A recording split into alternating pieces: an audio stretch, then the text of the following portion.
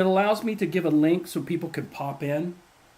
Yeah. So like right now, I could send you a link and you could be on screen if you wanted to be, or talk about some of your designs. Yeah. Oh, okay. I see. I really, and That. I'll when this comes up, I'll talk about it. But I want this to be a place that we can get together as designers, share ideas, find play testers, just BS, and make it really kind of informal. Give a link so people could pop in. Yeah. So No, it's a right great now, I can idea. send you a link and you could be on screen if you wanted to be, or talk about some of your designs. Here, let me turn that off. Oh, okay. I see. Getting feedback there. When this comes up, I'll talk about it. But I want this. Yeah, we're live now. Okay, sorry about that, guys. Nice. So I've got in chat with me Eric on Discord. So if anybody wants to join there, jump in. And welcome to the podcast. This is going to be something I'm going to do on a weekly basis. Try to provide some value to the community. Give us designers a place where we can hang out and share ideas. And there goes the cat. A little late. And find play testers potentially, and just kind of build on the community. I don't have a fancy intro song yet. I'll work on that and some fancy graphics. So as we go along, this will get a little more professional. I am going to try to distribute this also as a podcast. So if you can't make the live show, no problem. I drive a lot from San Diego up to the Bay Area, and I listen to podcasts all the time. So it'd be nice to keep a lot of this content more audio, but we'll definitely do some visual stuff. But I'll try to keep it in mind to make it a little more portable. So if you can't watch it live, you can pick it up, and I'll get it distributed out on the different podcast things. But first of all, I just want to thank everybody who entered the Game Jam, as well as the entrants. This kind of came about, I don't know, some of you may have heard the story or not, but I'll go ahead and tell it, being since it's the first episode and all. I think it was a lock and load game I got years ago that had a little postcard game in it. And that was my introduction to that format, and I thought that was very cool. And I looked around, and I didn't realize that BGG had a lot of these things, some of these games up there, that my ignorance. But I finally found where I could get some of these games from Against the Odds, which I have a subscription to, by the way. And they give you like one postcard game when you order something. And I looked at all the games, and I'm like, no way am I going to spend that much money on game. Well, eventually I probably will, to be honest. But to get the postcard games, I thought it was, and they didn't want to sell them individually. And I was on Twitter one day, and Nicola, and that's his name on Twitter, he did, oh my God, he's going to kill me. He published the Italian submarine, two-man submarine game, him and David Thompson.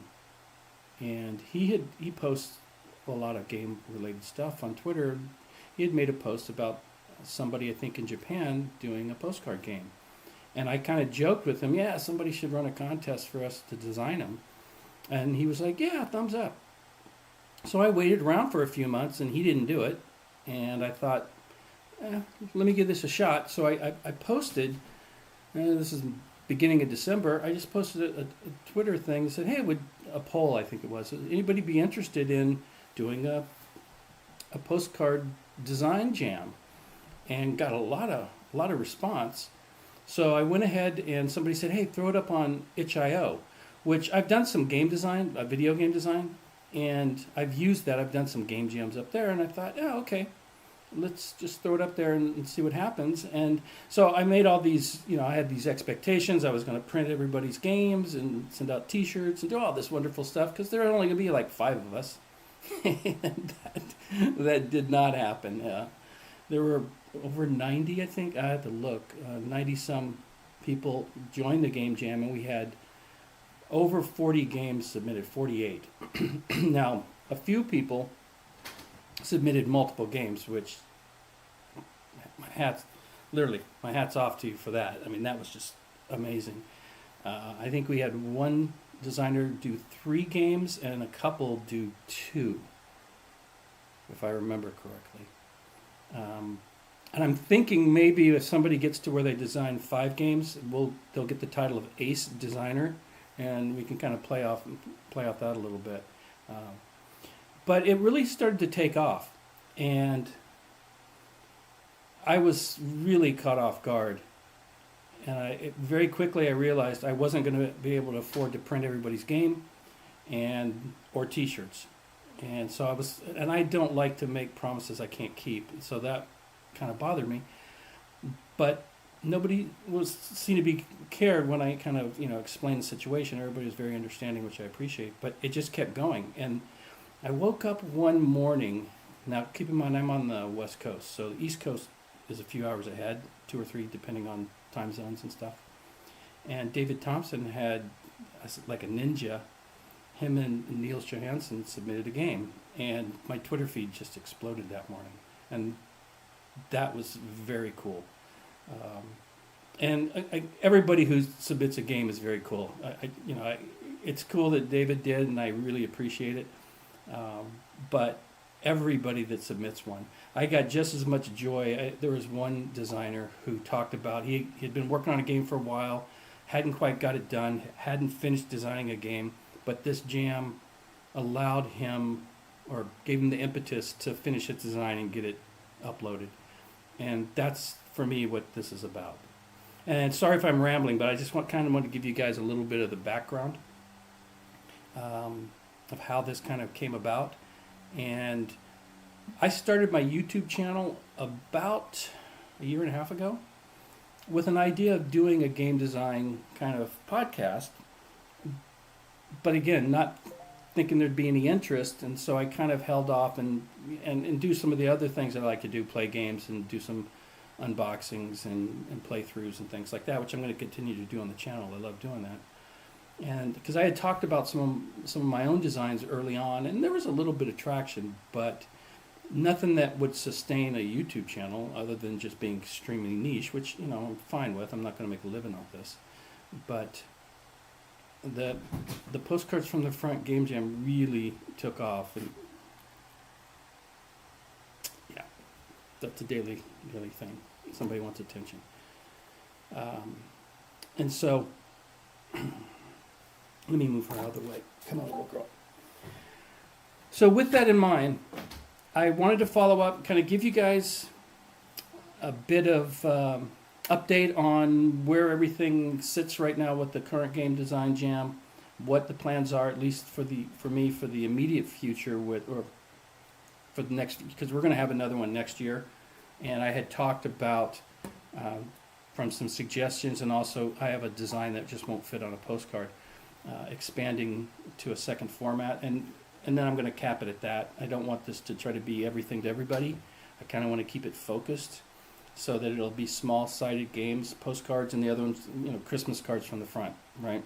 So you can do a Christmas card, get a little more landscape, and I'm actually going to hopefully design a nice game that I can send out to people as a Christmas card. So that's one of my personal goals. But what I want to kind of go over some of my ideas for this podcast, and it really is going to be successful based on the community. I want this to be an interactive weekly session where we can get together and talk about what we like to do, which is design games. And if you've got a game design you're working on and maybe you're stuck, you could pop in and we could talk about it. Hey, what are you trying to do? What are you trying to accomplish? Or if you're looking for play testers, on my Discord channel, which I put a link in chat, scroll to the top, you'll find it, where I've added 2 new areas in for the Discord. One of them is to find play testers. So if you're a designer, maybe you'll find somebody, maybe you won't. I love play testing. I like to see if I can break your game. That's kind of how I do it. But yeah, join the Discord, post in there. There'll be one for game design discussions. Again, what I'm hoping is that this is a forum that will help motivate us, because sometimes all you need is a little kick in the pants to get that design, find the time. Hey, I'm going to go get involved in the community a little bit, and maybe you hear something on a podcast or somebody talks about an idea or a mechanic and maybe explain something, and that just triggers something in your brain. At least that's how my brain works, and I'm sure your guys are pretty much the same. And then off you go, right? And that's just what you needed to get to that next plateau in the design, or maybe finish the design. I'm hoping as this goes along, a couple of the goals are to get everybody's game that entered into the jam highlighted on a weekly basis. So we'll do one, excuse me, hopefully I'll do one every week. I mean, I've got 40 to do, roughly. So that'll get us to the beginning of the next game jam. And then intermixed in that, I want to try to get some publishers on, and they can talk about what it takes to get published in by them, what they might be looking for, those types of things. Again, trying to get the designers connected with the publishers. I know one of the games, The Narrows, got picked up and published by Snafu in a larger format, so that was very cool. And he kept the game in the game jam because it's postcard size, right? And they're going to be publishing it a bit larger. And I think he was the one who designed 3 games. Again, very cool. And the diversity of the games, oh my God, I was blown away. I love doing that. I'm going to check chat every now and then. I'll be looking off, so I'm trying to manage this, solo right now as we go along. On Discord, I do have a voice, and Eric's in there. You can say hi, Eric. I'm not sure they're going to hear you. But anybody that wants to pop in and talk to me directly as opposed to maybe typing. And also, I'm going to probably switch the software that I use to StreamYard so that I can impromptu get people that might want to pop in on the show and just send them a link and have them join and talk about whatever they're talking about. And then obviously, if you've designed a game in the Game Jam and you want to be on and talk about your design, or just want to be on and talk about pizza, chili, whatever. Again, I want this to kind of be a low-key kind of community thing that we do and help each other design better games and wonderful games. Let me just take a quick look at chat. I got another computer over here, so just hold on one second. Oh, cool. No, Eric, not all 48 games. That would be amazing. Yeah. So who we got? Kilroy. Hi, Kilroy. How are you? We got Eric and Vigilant. Vigilant. Is that how I should pronounce that, boss? He's from New Zealand. And if I remember correctly, you did 2 games, right? So I got a little sun coming in from the side. That'll go down here in a little bit. Keep it off my face. But hey, Mike, I see you there, boss. So anyway, that's kind of the goal. And as we go week to week, I'll get a little more polished and do a little bit better job and get a little more organized.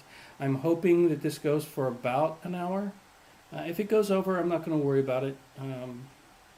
Like I said, I kind of want, I'm not going to cut you off if we're in the middle of some cool conversation or whatever. But before... Howdy. Hey, who am I speaking to? It's NotJay. Oh, hey! Nice surprise. I thought you had a game tonight.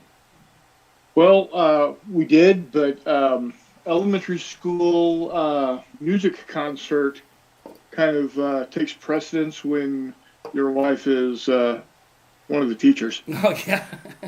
Beyonce was there? Yeah. more like bouncy. Yeah, nice. So, NotJay is who I'm talking to. I'm on his podcast. He does one, or show, it's not quite a podcast, I got to get him to do that, on a weekly basis. We do a lot of miniatures, and it's kind of like your online game club. It's very chill. Yeah. Hey, in chat, if you could let me know if you can hear him. Again, this is some of this technology, I'm not sure. I mean, I hear him fine, but I don't know if you're hearing him directly because he's coming through Discord. So let me know if you can hear him or not. Anyway, I'm just looking at chat here. So what I'm going to do now is I'm going to go ahead and I'm going to resize the screen a little bit. I'm going to go onto a website where I've got all the designers' names already loaded into a random generator, and let's get somebody picked to win the graphic makeover. Now, so the process is going to be, once we get a winner, I'll connect you and Nils, excuse me, and if by chance I pick somebody who doesn't want a makeover, let me know. Otherwise, I'll hand you two guys or whoever can connect, excuse me, and then figure out, your schedules and what you're going to do. And just talk about schedules. I think we got another month in a week or two on the ratings. And again, I did that so that we could go in and just make comments and, support everybody that's done games. And that's going to go for a while. And it also gives you a chance, if you find like I have a spelling error, I'm going to change my rules.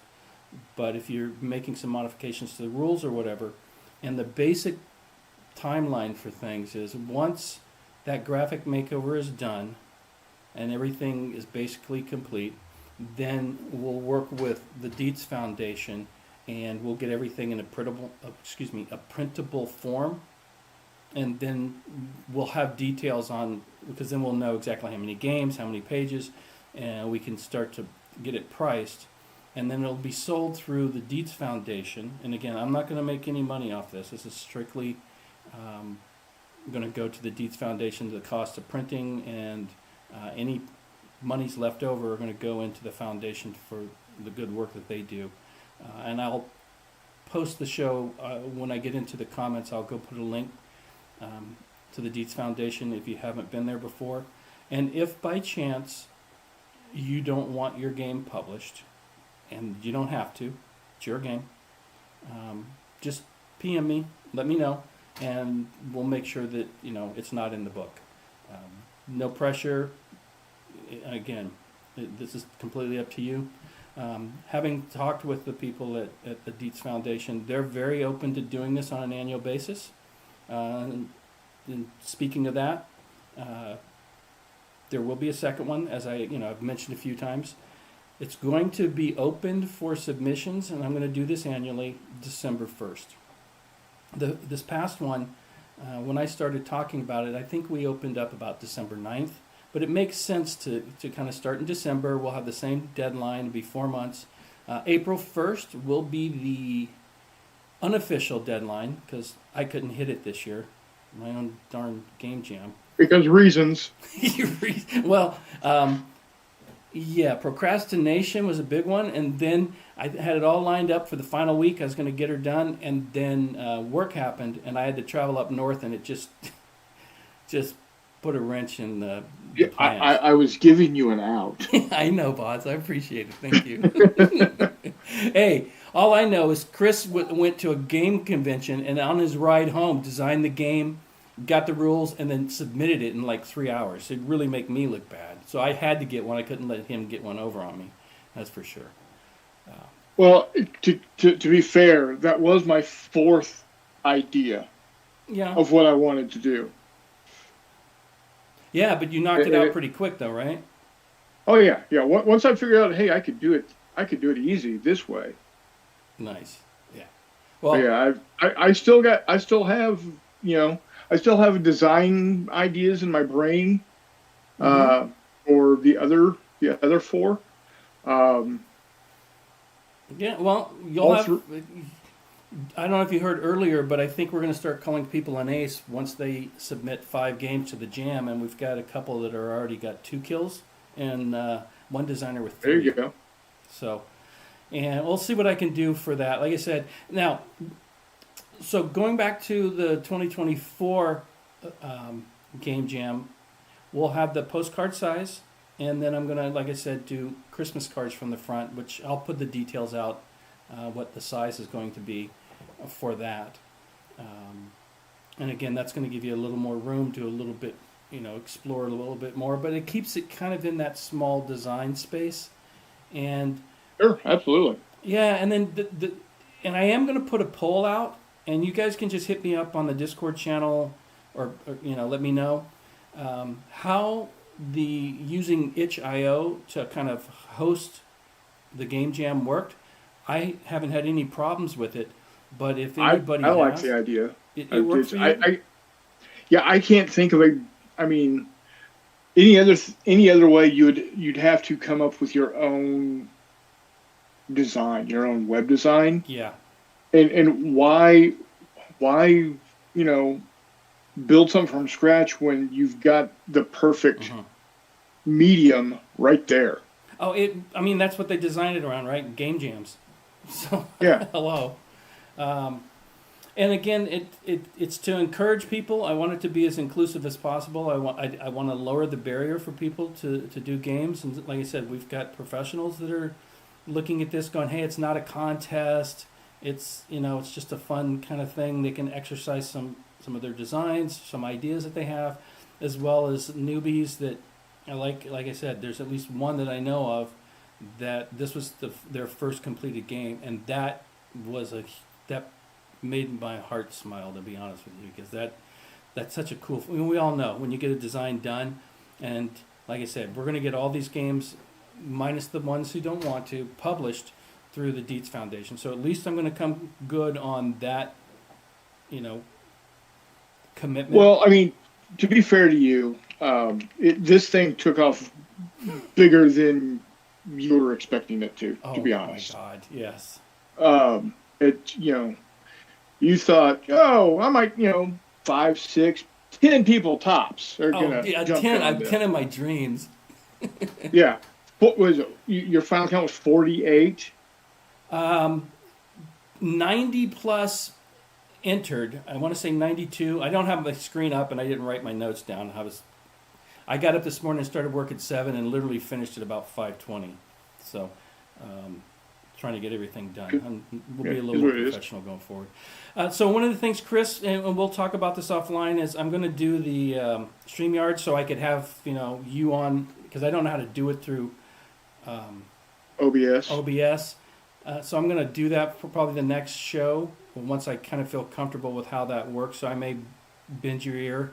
Maybe this Friday tomorrow night when we do our hangout, you can kind of educate me on how to use that software. Oh yeah, absolutely. And also, I'm going to put you on the spot, my friend. Did you not create your own intro song? Yes, I did. Yeah, so show some love. I need an intro song. You need something? Okay. I do. with the style I'm seeing right here, with your little pork pie hat, I'm thinking with the little, just the overgrown soul patch. I'm thinking you need to go something jazzy. There we go. I like that. Jazzy and really heavy with the beans. Yeah. So I will figure something out. Cool. I'll get something figured out. Cool. I was going to put you on the spot. I'm glad you're going to do it. Thank you, my friend.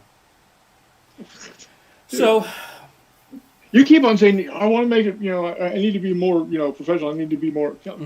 Have you not seen my show? Where do you think I learned to be professional from? There's exactly zero amount of planning half the time. Yeah, but it doesn't look like it. That's the key. I got the gift of gab, brother. I can talk about anything to anybody. So full disclosure, not to get into a love fest here, but after one of Chris's shows, him and I spoke till about 3 a.m, so we both can chatter a little bit. But without further ado, let me minimize the screen. I'm going to go on to this, and let's pick the winner of the makeover. So it's going to get ugly here for a second because I'm going to resize this. Oh, I thought you were going to start. People were going to start throwing rocks and flipping tables because they didn't win. that might happen. So, basically, I put everybody's name in here except for those that I knew had opted out. So somebody may have opted out and didn't tell me. Chris has opted out. I wouldn't have had a problem with him winning, but he opted out. And so we have a list, I think, of 40. And without much fanfare, I'm just going to go ahead and pick a random item. So here we go. Finally. Ooh, there we go. Norsehound. I don't know if you're online, my friend. If you are, let me know. If not, I will reach out to you and get you connected with Nils. And we'll take it from there. Oh, that's work. I don't need to see work. All right, great show. Good to have you. Take care. Are you mad because you didn't win? No. How could I be mad for not winning when I'm not even playing the game? Well, some people do that. There are people who do that. And those people are stupid. Agreed. So, what's going to happen now? I'll reach out to Norse. If he's not interested, or they're not interested, I don't want to assume anything. Then I will go ahead and draw another one, and I'll let you guys know either in the next show. I won't drag it out too long, but I do want to keep it kind of transparent as possible. And that sun, I'll worry about it later. But so that, like I said, next step is go ahead and depending on Nils' schedule, get that done, and then once that's wrapped up, then I'll put like a final call out for people to make final edits to their games before I start pulling everything down and working with Dietz to get it published. And I'll let you guys know what's going on Discord and on Twitter with all of that. And again, if by chance you don't want to be published, just let me know. It's not a big deal either way. And again, I'm not making anything from it. It's all going to go to the Dietz Foundation. Hexy says he's old. He could use a makeover. Yeah. You know what? He's a good artist. He could probably do wonders for you, Hex. And Hex didn't design a game. He just plays them. He plays the hell out of them, and he's good at it, too. Yeah. I love watching his videos about his gameplay because it's very, it's almost like you're getting a news feed. Oh yeah, that's what I told him. I couldn't tell the difference between him and MSNBC. Like he's a war correspondent. He's like Walter Cronkite kind of war games. There you go, Walter Cronkite. Or Edward R. Murrow. Yeah. I'm either showing my age or I'm showing my knowledge of history. Let's go with knowledge of history, because if we're showing your age, I think I got 10 plus on you, so we don't want to talk about that. Okay, so finishing up Postcards from the Front 2024. And for those of you who have already heard this, I apologize, but just so you kind of understand where my mindset is, I design games. I've been designing games since I was 12. And I actually won a game design contest like 20 years ago with a World War I air combat game, which I will get published, and you guys will see some of it on here. There's some videos on my channel, but I'm going to bring it up here to use this form to help motivate me to finish it. But I would get into some of these game design contests, and they had to be fresh designs. Well, I have designs I'm working on, and I didn't want to stop what I was working on to come up with a fresh design just for the contest. And so I eliminated that. Yeah, I get it. I understand why people are doing it in a contest. But that's another reason why I made this a jam, is because we all have projects we're working on. And if you've got something that I don't know, some of us around here have got a game that hasn't been published or finished, they've been working on for 20 years. That's an 30. 30, okay. I wasn't going to call you out that bad, but. I mean, if you're going to call out, let's call out right. Let's call out. Let's call out true. Fair point. But there should be no reason why those types of games can't be entered into a jam or a contest, at least in my opinion.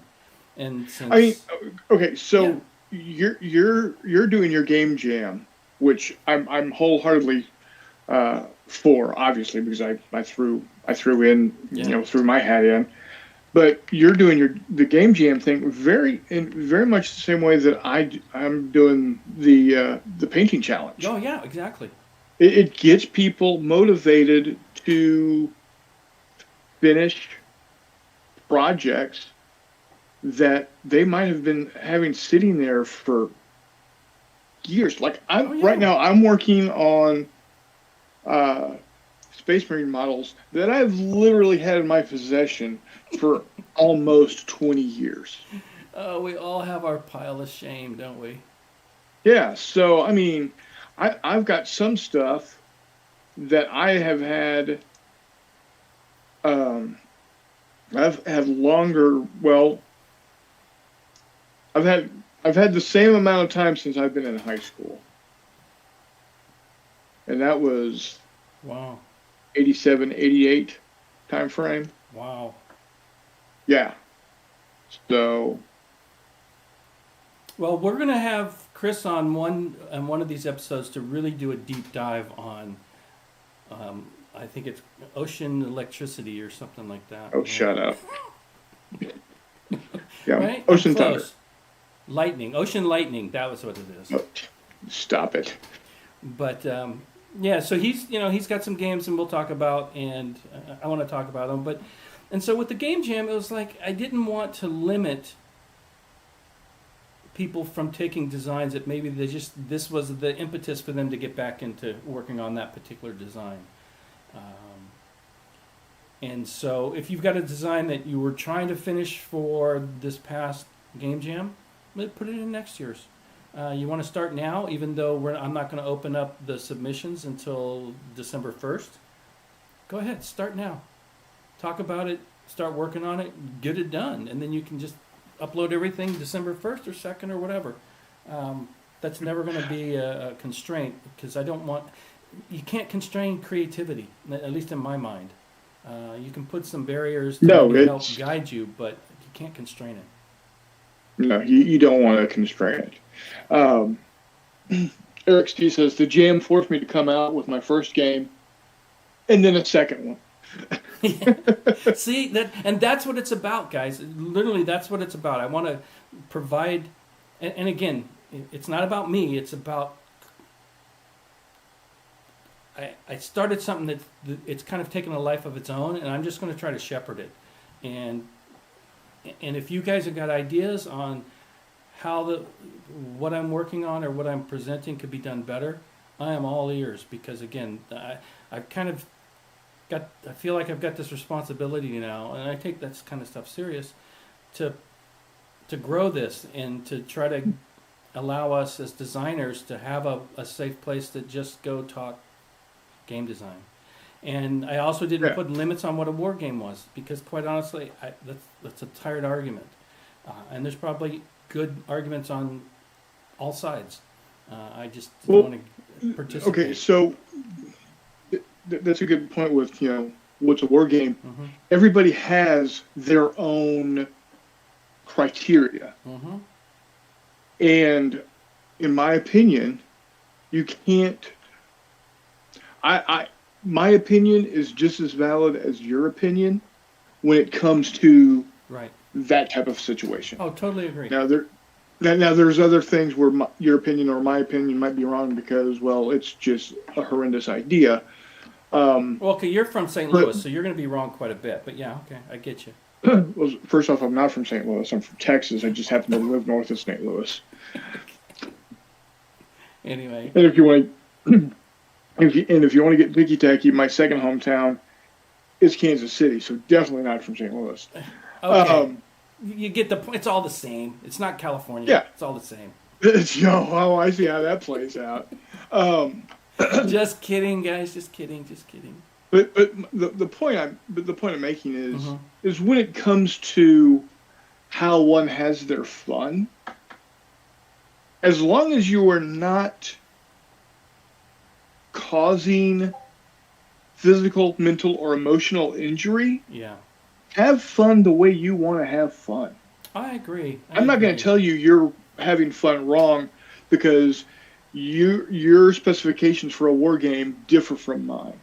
Yeah, no, I mean, there will be some... if somebody submitted a Monopoly game. And I mean, it's one of these things where that might obviously not be a war game. Well, right. But That I don't I mean, think I'm going to reject one or two of those types of games just because, again, I want it to be inclusive, and if that's what helps somebody get a game design. But the focus is going to be, you know, on the war game side of things so that we have, as war gamers, there's an expectation there to some degree, but I'm going to keep it extremely broad, and it'll be very rare if I ever disqualify somebody, unless there's cause. And you know, I put it up on the page, and I'm not going to bring it up, but it's the obvious stuff that you just don't need, right? We just don't need that. Exactly. Yeah, it's the obvious stuff that it's like I can't. You can't necessarily define certain things, but you know when you see it. Yeah, exactly. I don't know what that. There's probably a term for that phrase, but that's exactly what I'm talking about. And so, you know, so the Hissy Cat Studios has a Discord. There'll be channel stuff on there. If you're not interested in that, just ignore it. There will be postcards from the front. There'll be a place to look for, like I said before, playtesters, as well as just talking game design. And like I said, going forward, I really want you guys in the audience to get involved. Talk about your games. I want to have some brainstorming sessions where we just chit-chat about this. Sorry about the sun. It's driving me nuts looking at it. But it's just a short putt. There we go. But I really want it to be a community podcast, and so I really would love to see you guys get involved. And I will switch to, like I said this before, but I'll switch to StreamYard. That way I can send out impromptu links, and you can just jump on the show. Chris does that all the time. I think it's fabulous. You're in chat, and it's like, hey, let me just throw you a link, and boom, you're on the show. And we can dive into whatever you're doing or talk about. I will reach out to some game designers to have them come on and talk about, maybe they don't have a game in the Game Jam. Maybe we can convince them to kind of join the party. Yeah. But talk about maybe games that they're currently working on that they can talk about, or a game that got published, or share some of their experiences getting published. Because you know, there are a number of people. It's a small community, and learning how if getting published by one of the big publishers is one of your goals, hopefully we can provide you with some information and maybe get some exposure to your game. And if you've got a game and you're doing something, I'll promote it. I'll do what I can to shout it out, right? Because we help each other by pushing each other up. So anyway, that's kind of where I'm at. I'm going to take a second. Hey, Purple Druid, thanks for showing up. Diego Chavez, nice to meet you. Hi, ID. Chester says we're doing fun wrong if we're not listening to him. That's only half true. He's got two other co-hosts that are just as fun as he is. So I guess that would make it a third true. Right. I'm not good in math. Let me scroll and see who else we got. Of course, we got Meandering Mike. Hey, Mike, how you doing, buddy? Good to see you here. I'll get this figured out, guys, where I'm not too distracted looking off to see what's going on in chat. See if there's anybody else. Yeah, people don't realize exactly how difficult that can be. I know, right? I'm still, like I said, I'm still fumbling through this. So, what I'd like to do is, I think I've covered all the things I wanted to talk about here. If you guys got any questions, throw them up in chat. Or, again, if you want to get on Discord and jump into voice, say hi. Love to meet you if I haven't already. And, love to have you. Doing what we're doing. And so if you've got any questions about the Dietz Foundation, for example, or anything else on the Game Jam, let me know. I'll do what I can to answer your questions. And I'll give that a couple of minutes to marinate, and then I'm gonna get my entry, which won't get a graphics makeover unless I might reach out and ask him to do it. Well, pay him. I'm not gonna. I wouldn't take it for free if he offered it, quite honestly. But I'm gonna get mine out. I don't know if anybody's downloaded it and has questions. I'll answer that. Otherwise, I'll show you what I'm doing. Gives me a little exercise in talking about the game, and then what I'll do is I'll figure out who we're gonna have on for next week's show. Now, I did mention I do have a busy work schedule, and occasionally I drive from San Diego up to the Bay Area, and I will be driving up to Monterey in a couple of weeks. My youngest daughter is graduating from college. I'm extremely proud of her. She's a smart cookie, but I think it's on a Tuesday, a couple of weeks, 23rd, I think. But I may 23rd is Tuesday. Tuesday, yeah, but I'm still probably going to be up in the Bay Area. We'll see. Which means if I do a show, and I'll let you guys know, more than likely my granddaughter might make an appearance because she isn't shy. Okay? No, she's not. No, she is not. Yeah, you guys met her that one night, so yeah, she'll want to get involved. But we'll see how that week goes. It's going to be a busy week, and it's about my youngest daughter. So let me just check chat. Are there any questions, anything I can answer before I go into kind of talking about my design? Hit it. So, Druid, if you scroll up in chat, I posted the Discord. Let me see if it's still in.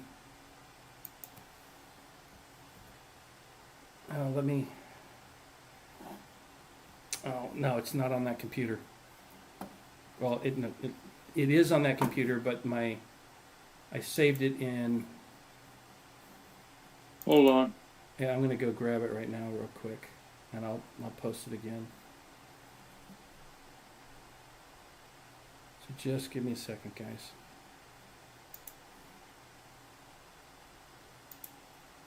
Tell me if it comes through.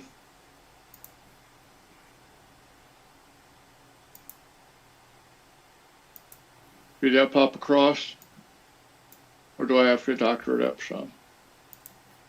Oh, I'm sorry, I'm not looking. I didn't see what came over. I got it now. I'll post it here in just a second.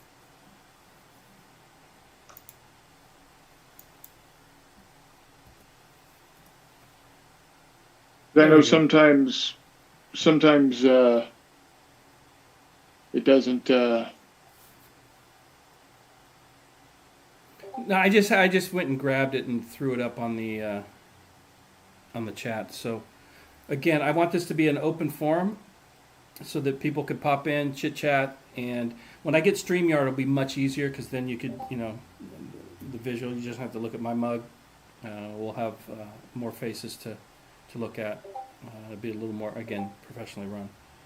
So. And if you are if you do, and this is to the folks out in YouTube-averse, if you do decide to, or that you want to join in and have a link sent to you through the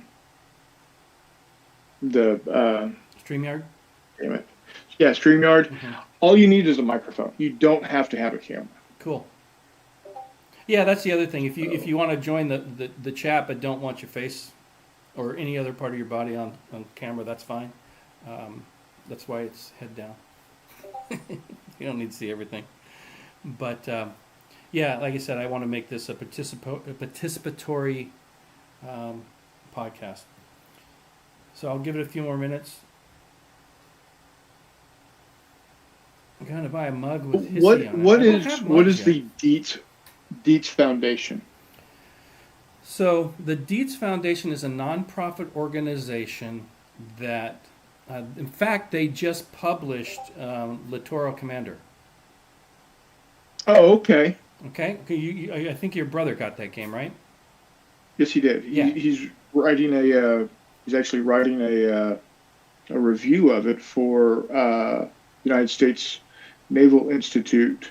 Oh, very cool. Proceedings. So is it Sebastian Bay? I think is his name, the Yeah. designer. Mm-hmm. So I communicate with him on Twitter. So at some point I'm going to reach out to him and have him on, and we can have a conversation. I haven't spoke to him yet. But the Dietz Foundation publishes games, mostly war games. There's some other non-war games there. And then any of the monies that's raised go into providing these to classrooms for teachers. Because obviously, as we know, war games teach history. And so that's, Yes, they do. That's kind of, I think, their goal. I don't have their, again, I think the gentleman's name is Jim, who runs it. And at some point I'll have him on, and he can obviously describe what their foundation is much better than I can. But he had reached out to me on Twitter kind of in the middle of the game jam and said, hey, what do you think about publishing these? And I was a little leery at first, again, because I'd said I wasn't going to publish these for money. And I let it simmer for about a month or so in my head, and we got through the holidays. And then at one point I reached out to the community and asked, and everybody was like, yeah, that's a great idea, that's a great idea. So I thought, why not? Everybody's, again, you can opt out, and for me, I think it goes to a good cause. And so, like I said, once we get the artwork done and everybody gets a chance to finalize the rules, like I said, I'll do a last call, then I'll get you the details on when those are going to be printed. And I don't want to make any commitments as far as copies for designers. I know that they talked about everybody should be able to get a copy. And if I can swing it, I'm going to try to put that as part of the requirement that everybody that's submitted a game will at least get a copy of the published book. That'd be cool. Yeah, and he's mentioned that should be doable. So, but I probably shouldn't mention it because now I'm going to set expectations. But that is what I'm going to try to get at least done. And then at some point I'm going to look into, again, the t-shirt thing, see if I can get some sponsors. I was approached by one publisher that wanted to do some sponsorship, but I'm not going to take anybody's money unless there's a real need. Not just to, right. Somebody says, hey, I want to sponsor and give you some money. I'm not just going to take it and then not have a plan. So, and I'm all about planning. So that's why it took so long to get this to this point, right? I'm a little slow sometimes, but it's because I want to make sure I do it right, or at least best of my ability. So, Purple, did you want to jump on chat with us at all, my friend? Love to have you. Yeah, now we got a couple of content creators. Let's see if we can call a few of them out. Obviously, idjester. He's that guy plays more games than anybody I know. It almost streams every. I think every we're day. we're what 100 and some days in, and he's played 453. That's something crazy. Something crazy. He plays a lot of games and streams. I mean, he did play 31 games in the month of January. Yeah, 31 flavors. I was calling them the Baskin Robbins of game players.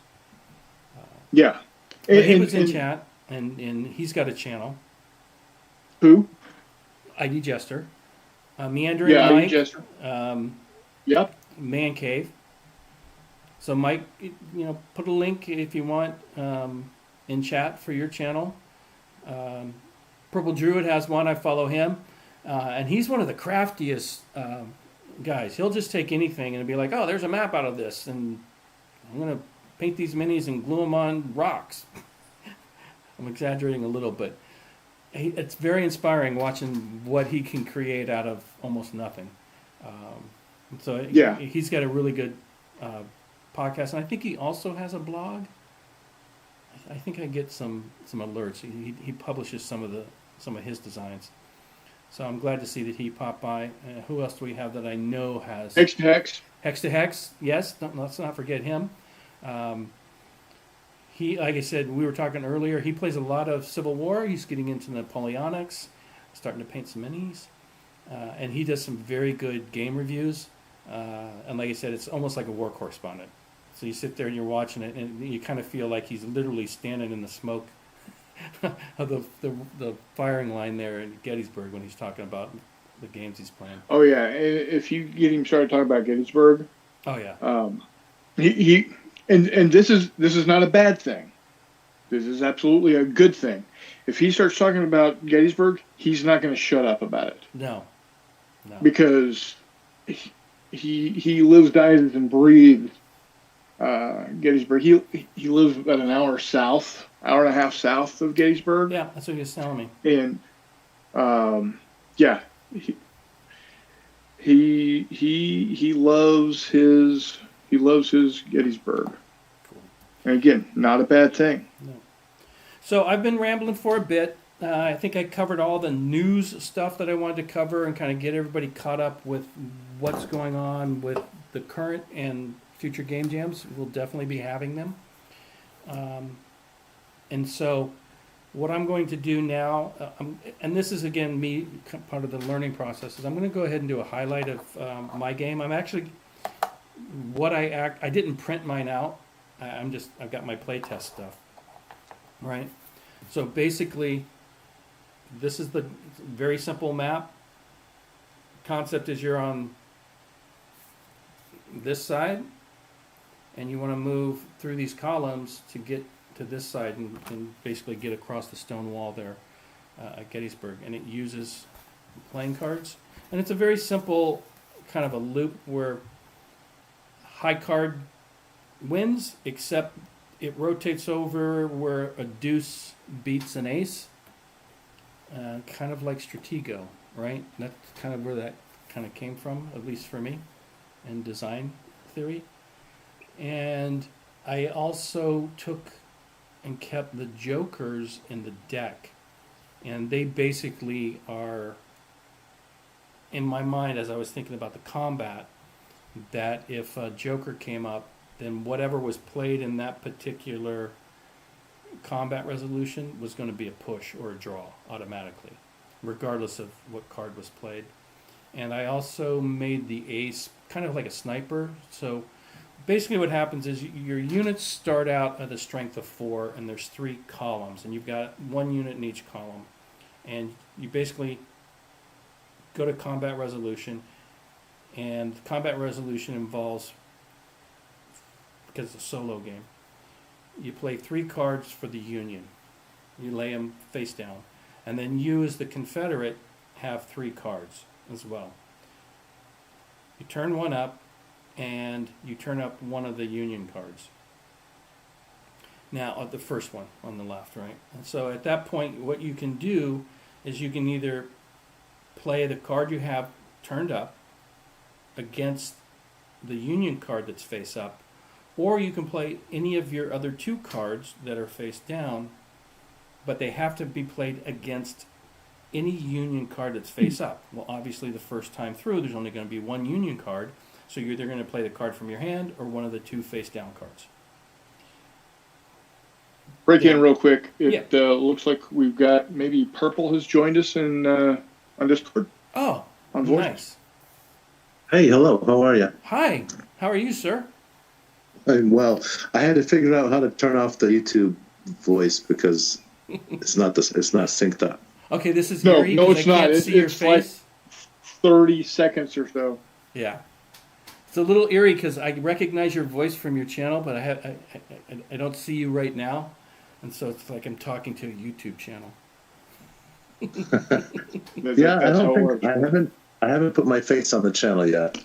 You haven't. I was going to say that, but I wasn't sure. I'm like, because I try to watch everybody's channels, but I have to cycle through them because there's so many content creators that I follow. And so I'll go maybe a week or 2 weeks and not see some of the content that you put up, and then I'll watch 3 or 4 in a row.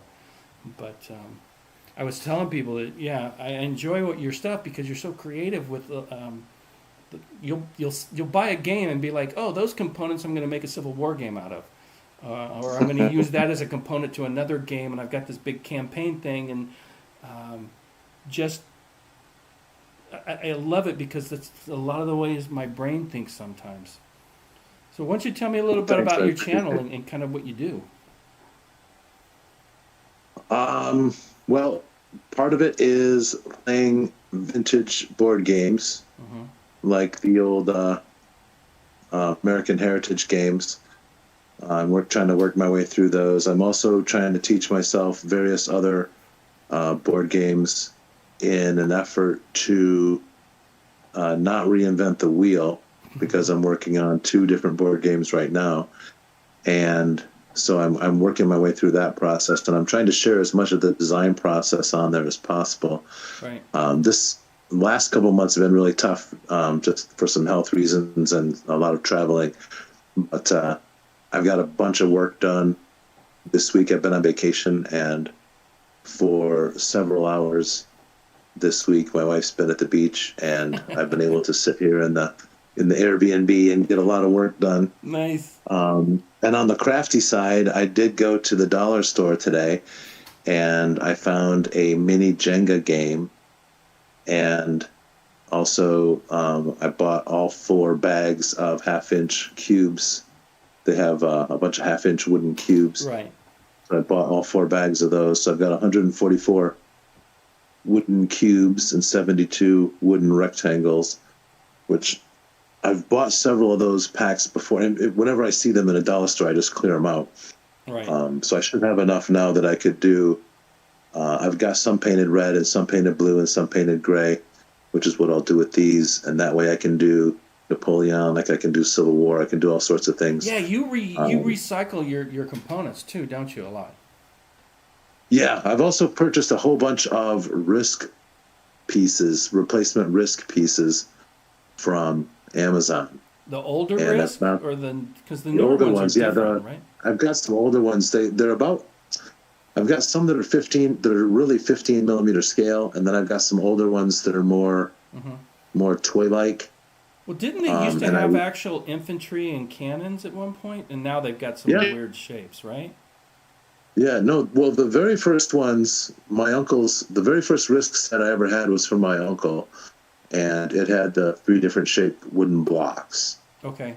And then the second one I had plastic Roman numerals for 1, 3, and 5. Oh, really? And I've been purchasing Risk sets at the Goodwill store that have the actual soldier and cannon and cavalry shaped pieces. So the really cheapo looking ones, I've been mounting those on 1-inch squares because I'm going to use those for Civil War gaming. Cool. Mainly, I mainly did it to playtest a game for a fellow who's putting together it's a really high level, like core level game.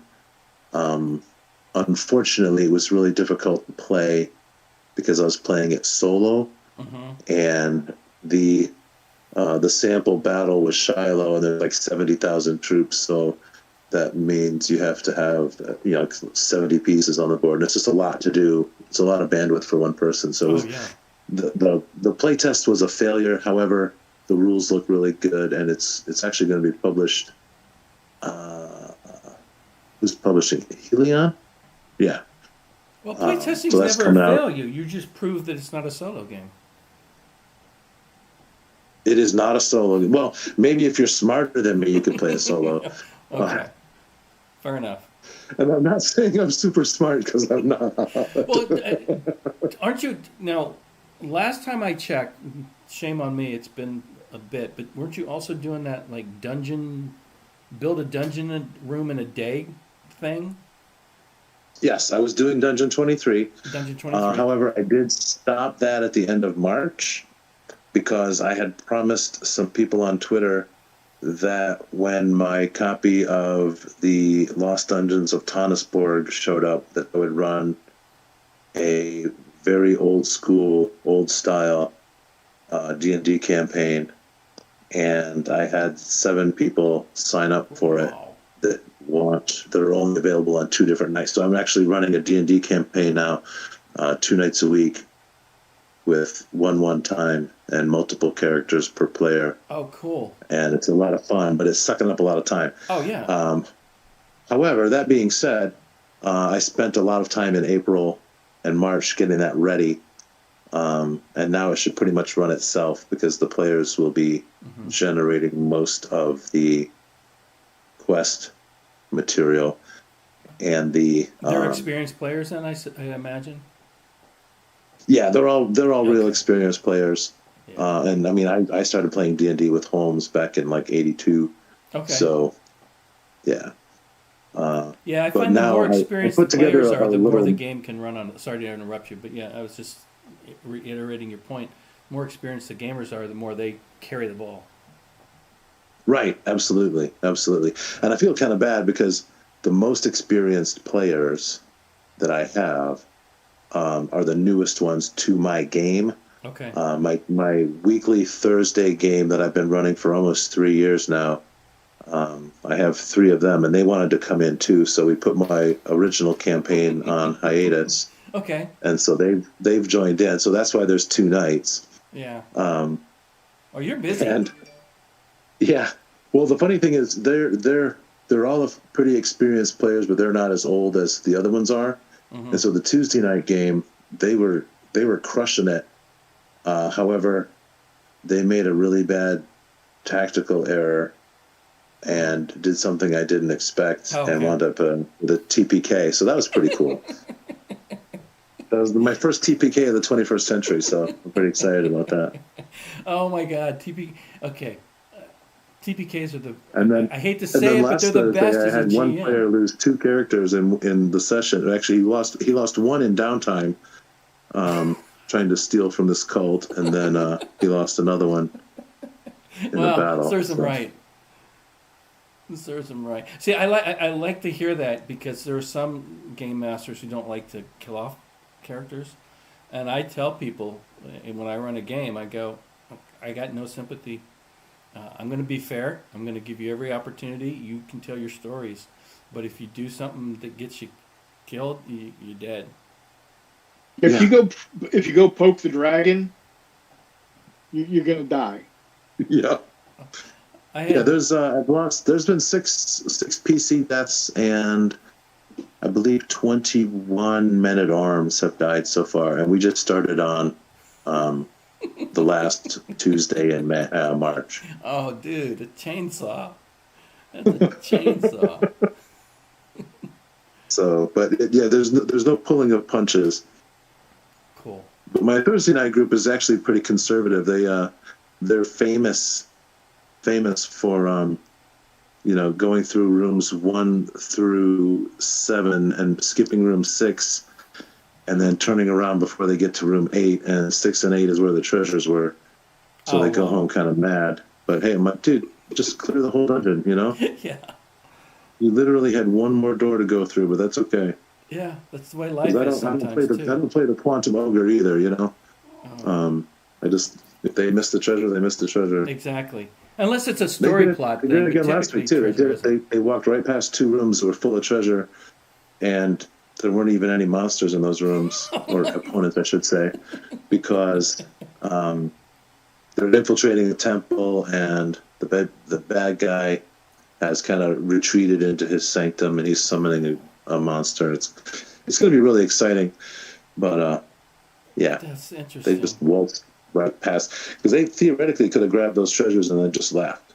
Yeah, right. So they clear out the dungeon sans the reward. Huh. Yeah, so I don't know what's going to happen. We did press pause on Thursday night, which is kind of anathema to the process, but it's because I was going on vacation this week, so I couldn't bring all that stuff with me. Yeah. To run the game, so I told them to play as hard and as far as they wanted, and then we would just stop, and then we'd resume when I got back. Yeah, so I mean, it's probably the best way to handle that. I mean, you have other games you were designing on your vacation as opposed to running them through the dungeon. Yeah. So I am doing a lot of designing. Now, you didn't enter this year's jam, did you? Yeah, well, I have the scouting game. Okay, that's right. Okay, but it's not under purple, is it? Or did I just completely miss it? No, it's under my it's under World of Worth, which is my right. Which is my D&D channel. I have 2 brands going at the same time. So yeah, I'm trying to do that with where I build models and stuff like that. So it keeps me busy too. Well, thanks for putting your game in. I did. Now that I think about it, I did read you were talking about how working on that little game kind of solved a problem for a larger project you were working on.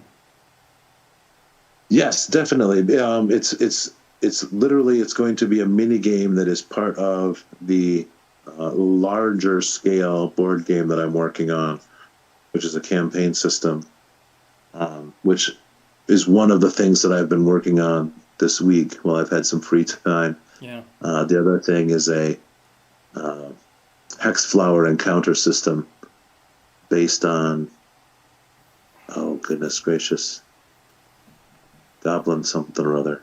I feel bad. I can't remember. Now, is this going to be the Civil War campaign game, or is it just a campaign game that you can plug in the genre? You should be able to use it for any. Okay. You should be able to use it for really any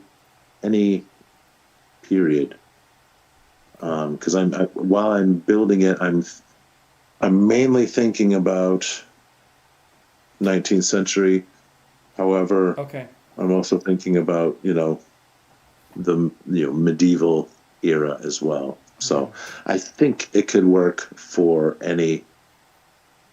Now, have you? Well, let's put it this way: I'd like to make it work for any period, and what I'd really like to do is set it up for early to mid 19th century. Either. Well, I guess I'd have to go with one or the other, either Napoleonic or ACW. Okay. And then release supplements that were more tailored to other eras. So that's kind of a black powder type of thing, right? Napoleonic, Civil War. Right. You could do Crimea. There's a bunch that you can do in there. So yeah, that'd be interesting to see how that works out for you. Yeah, well, it's more of a campaign management game as Right. opposed to being, and which is. I don't think it's specific to any era. I believe that the only things that would change would be some of the details. But you can I'm trying to make things abstract enough so that, a supply wagon is a supply wagon, whether it's a wagon full of arrows or a wagon full of cannonballs. Right. Have you played any of the Levy and Campaign games? No, that's on my list. So, I would recommend that. One, they're freaking amazing games, but they Right. deal with exactly what you're talking about, where you have there's a section where you levy. Literally, you have warlords, and I'm going to oversimplify it, but you have warlords that you start the game with some, and they're only going to stay with you for a certain amount of time. And that's kept on the turn track on which turn they're going to leave, and there are mechanics that can shorten that or can extend it based on whether you give them provender or not. You let them ravage the countryside, or you go into siege mode. So and there are, I think, 3 published games currently in that series. And when I was at the San Diego Histicon, Vocal was there. I'm going to always slaughter his name, and I apologize if he watches. But myself and Nerd Workshop, who I don't know if you've seen his channel, I met him at the Histicon, and we played the latest game, which is escaping my brain right now because I've got so much stuff going on. But there were 4 or 5 other designers there, all designing games around the Levy and Campaign system. And you're just going to start to see, much like the coin system that he designed, you're going to start seeing a lot of games over the next 18 months come out with the Levy and Campaign. And the Levy and Campaign Discord is very, very active. In fact, I've had to mute that because it was crushing me with notifications. Oh yeah, I'm a member there, but the same thing. It's so active that I can't keep up. And those guys are hardcore too, because they're literally playing vassal games daily. Like every single day. It's like, okay, your turn is up. It's your turn. It's your turn. And so. But if you get a chance, I've got 2 of them. I need to play them again, but it might give you some inspiration on some of the things that you're doing. I mean, obviously, you probably could take something, he's very open with people as far as if you want to design a Levy and Campaign game. He's like, yeah, do it. So there's no problem there if you ever want to just take that system and manipulate it around a theme. And that'll be a topic one night, is the old theme or mechanic. What do you start with? While I have you, do you have a preference when you're designing to go theme or a mechanic, or you just whatever you do? I would say theme. I would say theme. Theme comes first in my mind. Yeah. I was thinking about this today, and I and thought if I was designing for a system, obviously the system would come first, and then it would be themed to fit that system. But outside of a system, designing games for a system, I'm a theme guy as well. Well, true. I mean, yes. If you're going to design a game for a system, however, that being said, if you're going to design a new game based on, Monopoly, then obviously most of the mechanics are in place. But if you have a theme for that particular Monopoly, say gang warfare, you're going to want to introduce some new mechanics. True. To fit that theme and that aesthetic.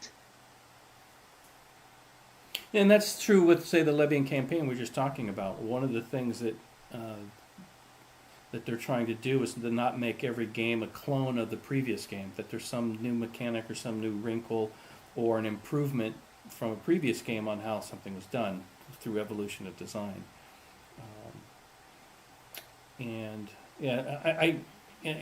we'll have, like I said, this podcast is going to be mostly focused on war games, but game design in general, and that's going to include RPGs. And so if you're here and you want to chit chat about some of your scenario designs or some of your adventures, feel free. At some point, I'm going to bring out my Bigfoot game that I've got 2 years of design on that just needs to get published, I think, at this point. So, what's the air battle game you were talking about? I'm sorry? Wasn't there an air battle game? Yeah. Is that what you mentioned? Yeah. So many moons ago, when I lived up in the Bay Area, there's an annual gaming convention called KublaCon, and they had a game design contest, and I won the second annual game design contest with an air combat card-driven game that you can go on BGG and pull down a print and play, and I'll put a link if anybody's ever interested in that. But that was the design. I played a lot of Legend of the Five Rings when it first came out, and I love that game. And I got to know the guy who runs AEG and some of the people there at the time. And so when I came up with this card game, I actually based it, the air combat game, off of their Seventh Seas collectible card game. There's a mechanic in there that I really liked. And so in that case, it was a mechanic that triggered going, oh, I could see this for air combat. And so I pitched it to them, and they were like, they went for half an hour. They gave me some really good advice, because I originally had designed a CCG for World War I that had air combat as like the main thing that you did, but it was flying squadrons and doing all sorts of missions, but it was hundreds of cards I had designed for this game. And two things they told me is, we don't sell that niche, and don't think that this would sell. And keep in mind, this is probably back in the early 80s. And take your core mechanic of your combat and make that a game, and get rid of the collectible card component of it.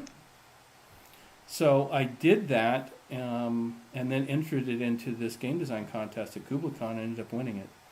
And awesome. Yeah, well, it was cool. And what's different about it, and I got a number of comments that were given to me that really stuck with me, and one of them was, you don't break the illusion that you're in air combat, because a game takes 3, 4, 5 minutes to play, and it's fairly deadly, and but you're back and forth, and it's from a pilot's perspective of advantage against disadvantage, and so you're not measuring movement. You don't have a lot of overhead and bookkeeping on your aircraft or altitude.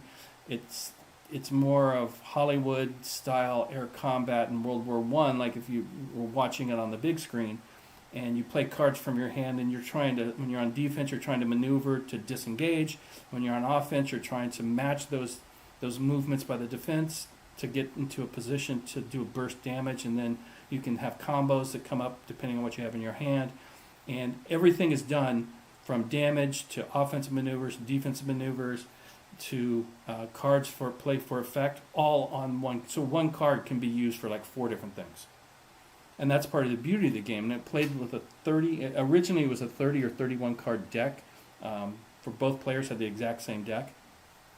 And one guy said that this was the most realistic air combat game he's ever played. And I was like, oh, I don't know about that. It's still a game.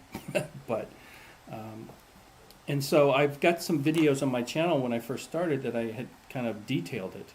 And I'm going to go ahead at some point and get it finished. And hopefully this podcast will kind of push me to get that done, because I think that there's a market. It's narrative. I've added a solo bot to it. I've done a few things. It looks like I've got work bugging me from India. I'll talk to them in a little bit, but yeah. So I put in to where your aircraft. So when you do burst damage, you do damage to the airframe, and I was like, if you can do 7 damage or 8 damage, forgot what it was initially, you shoot them down. And so now I've got different aircraft. I've got different skills for your pilots. The same core of how many cards you have in your hand and playing them is the same. I just put a lot of variables in there because people, I got a lot of response back. Oh, you should have aircraft. You should have aircraft. I mean, like stats on aircraft, because I didn't. It was just like you're in a biplane. It didn't matter. It's more about the combat. So at some point I will finish that and then see if I can pitch it to a publisher and maybe use this podcast to help me get it published. But yeah, thanks for asking. Yeah, that sounds awesome. I've played quite a bit of an air combat game called Check Your Six. Okay. Yep. Check Your uses Six miniatures, and it's absolutely a hoot. I love it. Yeah, I haven't played that. And I'm not against miniature games. I love miniature games, even with air combat ones. But like I said, this is a card game. It's all card driven, and you play in a matter of minutes. And it was designed to be lightweight and play like that. And I got a buddy who, I don't know how, we've played about 20 times. He's never beat me. And it's not, I mean, there's some skill, but the gods are against him when we play, and he won't play me anymore. And I'm at a point where I won't play him. I want to keep that unbeaten streak against him. So it now has value. I don't want to risk it. So I'm not gonna take to the air against him anymore, because I want to keep my clean sheet on him. But anyway, so how long have we been going? Let me check here real quick, because I want to keep this to close to an hour, like I said, and we're at 77 minutes. So maybe I'll do a little more talk about my game later, as far as highlighting it. And when we get yours on, what should I call you? Just Purple? Does that work? Druid? What do you prefer?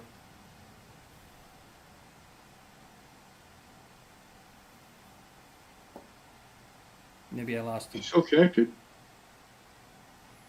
Well, either way, we'll have you on to maybe talk a little more in detail about your game. Like I said, I want to get everybody highlighted. And He fell off. okay, fair enough. Thanks for popping on, my friend.